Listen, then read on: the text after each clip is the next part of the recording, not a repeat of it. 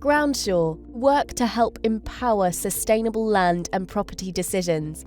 Groundsure is a leading authority on environmental risks and perils and how they affect property assets. We principally focus in the UK, but also we've started services in Australia. So we take complex data sets regarding various different environmental attributes, and we model those and we put them through algorithms, and we extrapolate them, and we determine how those data sets tell us that the environment may affect a property, or circumstances may present at a property that cause a particular risk or peril to manifest, and the timescale over which that might happen, and the magnitude of it, and the consequences of it, and everything else. There's quite a lot of other environmental risks that need to be taken into consideration when assessing the site aside from climate change. Probably the single biggest one is the risk of contamination and the cost of remediation. Former gasworks sites are now being redeveloped for new uses, such as the creation of new apartment blocks. However, existing infrastructure beneath the ground, as well as contaminants existing on-site, make this difficult. Today we're at the site of the former Brighton gasworks. It's one of the earliest sites outside of London to manufacture gas.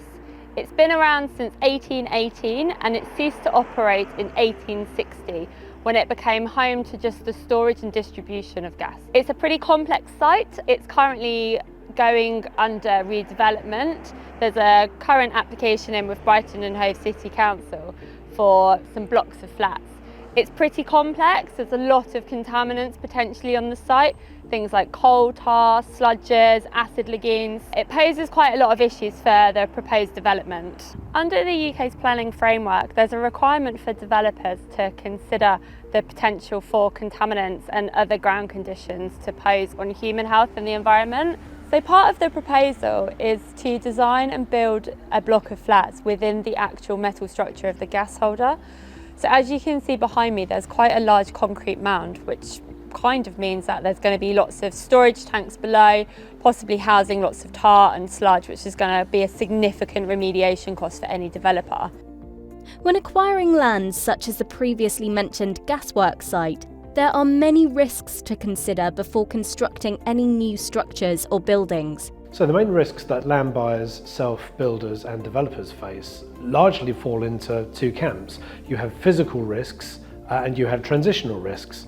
So let's deal with the physical risks first. They're typically things like flooding, and the most common and obvious that people will understand. It's in the media all the time. So they could be from rivers, they could also be from the coast and from estuary flooding, and it could also rise up through the ground as well, what's called groundwater flooding. And that's something that's not often known on sites and can catch a lot of developers unaware. There's also the impact of subsidence risk as well. So that could be natural or man-made subsidence. So it could be like a landslip, or it could be a weakness in the ground or the subsoil. And as well, it can be down to man-made activities such as mining. So it could be creating cavities underground that could give way very easily, particularly when you've got very shallow mine workings, and that could be opened up due to heavy rain, for example. And the other factor I mentioned was transition risk. And transition risks are those kind of risks that are imposed or through legislation, or where there are changes demanded by insurance companies or lenders, for example. Another aspect of transition risk as well relates to energy efficiency. We're all very familiar with the energy performance certificate that comes with a property now. And for most new builds, they should be at a rating of A to C. The big challenge really is retrofitting existing properties. So if you're renovating an existing property that's on a site, it's important that that meets a particular standard. Now, the government's pushed back those standards, minimum requirements for rating standards, which is a C, but retrofitting properties, there's a big challenge now in terms of investing in those to make sure that they meet those threshold requirements.